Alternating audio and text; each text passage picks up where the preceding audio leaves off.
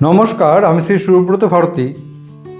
তো আমাদের ভাগ্যের যে বিচারটা হয় না, সেই বিচারটা চারটা অ্যাঙ্গেলে হয়। একটা হলো বাস্তু সংক্রান্ত, একটা জন্মকুণ্ডলী সংক্রান্ত, একটা নিউমারোলজি সংক্রান্ত এবং একটা পাম রিডিং।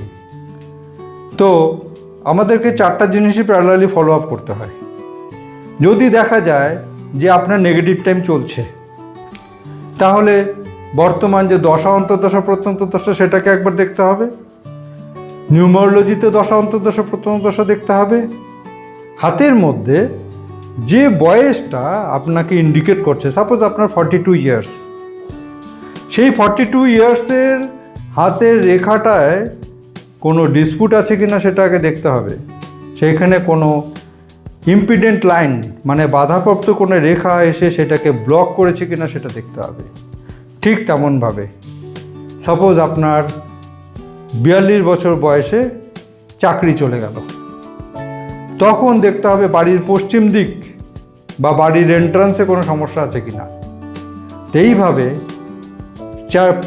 চারটা প্যারালাল ম্যাটারকে নিয়ে কিন্তু আমাদের বিচার করতে হবে। নমস্কার।